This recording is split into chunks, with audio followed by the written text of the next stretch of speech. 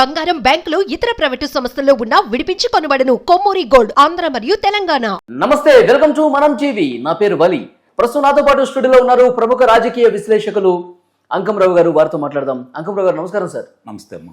అంకంరావు గారు, వినుకొండ హత్య ఉదంతానికి సంబంధించి ఒక రాజకీయం జరుగుతున్న పరిస్థితులు కనిపిస్తున్నాయి. జగన్మోహన్ రెడ్డి గారు ప్రధాని మోదీకి లేఖ కూడా రాశారు. ఆంధ్రప్రదేశ్లో పాలన దుర్మార్గంగా జరుగుతుంది, హత్యా రాజకీయాలు జరుగుతున్నాయి. ఈ ప్రభుత్వం వచ్చిన దగ్గర నుంచి మా కార్యకర్తలు 30 మందిని మట్టుబెట్టారు. 300కు పైగా మా కార్యకర్తల కుటుంబాలు ఇబ్బంది పడ్డ పరిస్థితుంది. మీరు నాకు అవకాశం ఇస్తే, ఆల్రెడీ లేఖ రాశారు, మీరు అవకాశం ఇస్తే నేరుగా కలిసి ఈ దుర్మార్గపు పాలన గురించి నేను నివేదిక రూపంలో మీకు తెలియజేస్తాను వివరాలు అని చెప్పేసి మాట్లాడారు. ఇవాళ వినుకొండకు కూడా వెళ్తున్నారు, ఆ కుటుంబాన్ని పరామర్శిస్తారంట. ఎట్లా చూస్తారు ఈ పరిణామాన్ని? అంటే 30 మందిని చంపేశారు అంటున్నాడు కదా, మిగిలిన 29 మందిని చంపేస్తాడా? ఈ అధికారం వచ్చింది, ఇప్పుడు ప్రభుత్వం మారిన తర్వాత, అతని దగ్గర నుంచి అధికారం పోయిన తర్వాత 9 మంది తెలుగుదేశం పార్టీ వాళ్ళని చంపేశారు వీళ్ళు. అంటే ఇప్పుడు మొగుడు కొట్టి మొగసాలకి ఎక్కిందనే సామెత ఒకటి ఉంది కదా. జరుగుతున్న పరిణామాలు వాడు చట్టబద్ధంగా వెళ్ళాలనుకుంటున్నారు, వీళ్ళు హింసాత్మకంగా వెళ్ళాలనుకుంటున్నారు. వ్యత్యాసం అది, వాళ్ళిద్దరి మధ్య తేడా కూడా అది. ఇప్పుడు ఏంటంటే వీళ్ళకి వాళ్ళ మీద శ్వేతపత్రాలు, గత ప్రభుత్వంలో జరిగినటువంటి అవకతవకలన్నిటి గురించి వారానికి ఒక అంశాన్ని తీసుకొని శ్వేతపత్రం విడుదల చేస్తూ ప్రజలను చైతన్యపరుస్తుంది తెలుగుదేశం పార్టీ కూటమి. దాన్ని చూసి తట్టుకోలేక సమాధానం చెప్పలేకపోతున్నారు కదా. అమరావతి విధ్వంసం కావచ్చు, లేకపోతే పోలవరం కావచ్చు, లేకపోతే విద్యుత్ కావచ్చు, లేదంటే మొన్న ఇచ్చినటువంటి కార్యక్రమాలు కావచ్చు, గనులు కావచ్చు, లేకపోతే భూదందా కావచ్చు, వీటికి సంబంధించి శ్వేతపత్రం విడుదల చేస్తే దానికి సమాధానం లేదు కదా. కాబట్టి ప్రజల్లో ఈ చర్చ జరుగుతూ ఉంది. కాబట్టి ఇంత దోపిడీ చేశారా, ఇంత దుర్మార్గాలు చేశారా, ఇంతమందిని ఇబ్బంది పెట్టారా, ఇన్ని కుటుంబాలని భయపెట్టేసి వాళ్ళ ఆస్తుల్ని ఆక్రమించుకున్నారా, ఇలాంటి చర్చ జరుగుతున్న సందర్భంగా ఏం చేయాలో పాలుపోక హింసాత్మక మార్గాన్ని ఎన్నుకొని ప్రభుత్వాన్ని అస్థిరపరిచి రేపు పొద్దున పెట్టుబడి పెట్టడానికి ముందుకు వస్తా అన్నారు. వాళ్ళు ఉండగా ఒక్కడు రాలేదు, వచ్చిన వాళ్ళని వాటాలు అడిగారు, పారిపోయారు వాళ్ళు. ఇప్పుడు ఒక్కొక్క కంపెనీలు వస్తూ ఉన్నాయి, వెళ్ళిన కంపెనీలన్నీ తిరిగి ఎన్నిక వస్తూ ఉన్నాయి, కొన్ని కొత్త కంపెనీలు వస్తూ ఉన్నాయి. అట్లాగే కేంద్ర ప్రభుత్వ రంగ సంస్థలు కూడా మళ్ళీ ఇక్కడ పనులు మొదలుపెట్టడానికి ముందుకు వచ్చారు. ప్రధానమంత్రి గారితో మాట్లాడిన అరగంటలోనే 50 మంది కేంద్ర సంబంధించిన సంస్థల వాళ్ళు మాకు స్థలం కేటాయించారు కదా 2014 నుంచి 2019 వరకు, అవి మాకు చూపించండి, మా పనులు మేము మొదలు పెడతామని చెప్పిన అరగంటలోనే. మొదటిసారిగా ఢిల్లీ వెళ్ళినప్పుడు ముఖ్యమంత్రిగా చంద్రబాబు నాయుడు గారు ఆంధ్రప్రదేశ్ నుంచి తరలిపోయినటువంటి ఆ కంపెనీల యజమానులు కూడా సార్ నారా లోకేష్ గారితో నేరుగా సంప్రదింపులు జరుపుతున్నారు. ఈ పరిస్థితిలో ఇవన్నీ వస్తే, వీళ్ళు చేసిన అరాచకాలన్నీ ప్రజలకు అర్థమైపోతే, ఇప్పటికే 11 స్థానాలకు పరిమితం అయిపోయారు. ఇప్పుడు ఇందుట్లో ఎంతమంది ఉంటారో లేదో ఆయనకు అర్థం కాని పరిస్థితి. మరి ఆ పక్కన విజయసాయి రెడ్డి గారేమో కుంపట పెట్టేసి రాజ్యసభ సభ్యులందరినీ తీసుకొని ఆయన వేరే ప్రయత్నాలు చేస్తున్నాడు. పార్టీనే కబలిస్తాడా లేకపోతే వేరే పార్టీ పెడతాడా అనేది అర్థం కాని పరిస్థితిలో కొట్టుమెట్టాడుతున్నారు. ఈ పరిస్థితుల్లో ఏం చేయాలో అర్థం కాక ఈ విధమైనటువంటి కార్యక్రమాలు ఎన్నుకున్నారు. వినుకొండలో మీరు చెప్పినట్టు హత్య జరిగింది, వాస్తవం. ఆ తర్వాత గొడవలు ఏమైనా జరిగినాయా? ఇటాళ్ళ టెల్లి ఏమన్నా ఘర్షణ పడ్డారా? మిగిలిన సాట అయితే ఘర్షణ పడతారు కదా. ఏమీ జరగట్లేదంటే వాళ్ళలో జరిగినటువంటి అంతర్గత గొడవే కదా ఇది. ఇది గత సంవత్సరం ఇది 100% టీడీపీ చేసిన హత్య అని చెప్పి వైసీపీ అధినేత జగన్మోహన్ రెడ్డి గారు చెప్తున్నారు సార్. అసలు వాస్తవం ఏంటి హత్యకు సంబంధించి? ఇప్పుడు అక్కడ ఉన్నటువంటి ఖాన్ అనే వ్యక్తి యొక్క అనుచరులు వీళ్ళిద్దరు, జిలానీ కావచ్చు, రషీద్ కావచ్చు, వీళ్ళిద్దరు కూడా గతంలో వీళ్ళు వైఎస్ఆర్సీపీ పార్టీ నాయకులు, ఆ నాయకుడికి ముఖ్య అనుచరులు వీళ్ళు. అయితే ఏమవుతుందంటే వీళ్ళిద్దరికీ గత తొలి ఏకాదశి రోజు ఘర్షణ అయింది. ఒక అతనే బార్లో పనిచేస్తున్నాడు. ఘర్షణ అయిన సందర్భంగా ఈ రషీద్ అనే వ్యక్తి ఆ రోజు అక్కడున్న స్థానిక వైఎస్ఆర్సీపీ నాయకుడికి బాగా దగ్గర కాబట్టి వీళ్ళు ఈ జిలానీ కుటుంబ సభ్యుల ఇంటి మీదకి వెళ్ళి దౌర్జన్యం చేసి వాళ్ళ మీద దాడులు చేసి ఒక వాహనాన్ని, ద్విచక్ర వాహనాన్ని కూడా తగలబెట్టారనేది మనకున్నటువంటి సమాచారం. ఆ సందర్భంగా అదుల కోసం ఎదురు చూస్తున్నాడు జిలానీ. ఎవరు చేసినా తప్పే, ఏ పార్టీ వాడు చేసినా తప్పే. అవును, ఎవరు చేసినా తప్పే, ఇందులో అనుమానమే లేదు. అది వ్యక్తిగత కక్షలు కాబట్టి అంతవరకు సద్దుమణిగిపోయింది. అక్కడ గొడవలేం లేవు కదా. ఇప్పుడు ఈయనలాగా గత ప్రభుత్వంలో లాగా చంద్రబాబు నాయుడు గారు వెళ్ళి నేను పరామర్శిస్తానంటే పానివ్వలేదు కదా.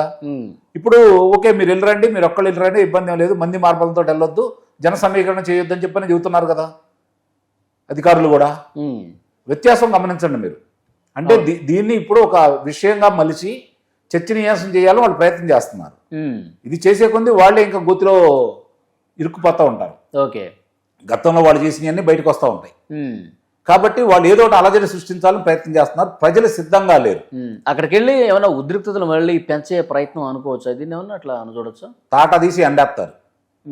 అది పల్నాడు ప్రాంతం, ప్రశాంతమైన ప్రాంతం. ఎట్టా వచ్చి అట్లా చేస్తారంటే ఊరుకోరు, ఓకే, మామూలుగా వదిలిపెట్టరు. ఎక్కడ ఏదన్నా కదిలిస్తే పోయి కదిలిమంటే చూద్దాం, అంత అవకాశం వీళ్ళకేమి ఇవ్వరాళ్ళు.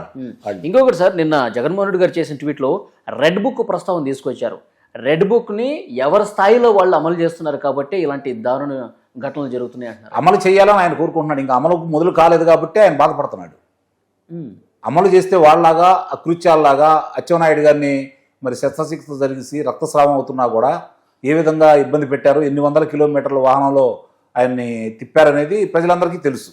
అక్కడి నుంచి మొదలు పెట్టుకుంటే కోన రవికుమార్ గారు కావచ్చు, పల్లా శ్రీనివాసరావు గారు కావచ్చు, అశోక్ మరి రాజాదిరాజు అశోక్ గజపతి రాజు గారు ఆయన ఏ విధంగా అవమానం చేసిన విషయం ప్రజలందరూ మర్చిపోలేదు.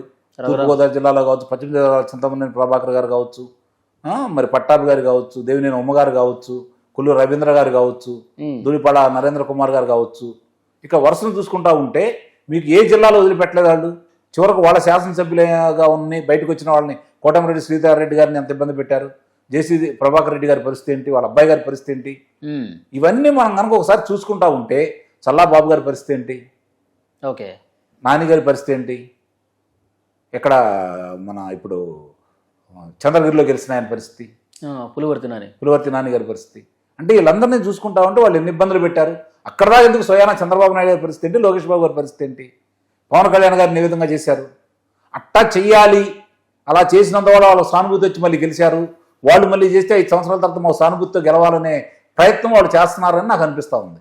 ఇంకెందుకు ఇలా చూస్తా కూర్చున్నారు, మమ్మల్ని లోన తీసుకెళ్ళి కుమ్మట్లేదేంటి, రఘురామకృష్ణరాజు గారి లాగా ఎందుకు కొట్టలేదు వీళ్ళు, ఇవన్నీ ఆలోచిస్తున్నారు అనమాట. అందుకోసం అని చెప్పని ఆ విధమైన చేస్తారేమో వీళ్ళని వాళ్ళ ట్రాప్ లో పడేయడానికి ప్రయత్నం చేస్తున్నారని అయితే నేను అనుకుంటున్నాను. అందుకంటే వేరే మార్గం లేదు వాళ్ళు. అవును. #1 డిజిటల్ నెట్వర్క్ మనం టీవీలో యాడ్స్ ఇవ్వాలనుకుంటున్నారా? ఇంకెందుకు ఆలస్యం? డెవలప్మెంట్ మీది, ఆ బాధ్యత మాది. వెంటనే ఈ నెంబర్కి కాల్ చేయండి.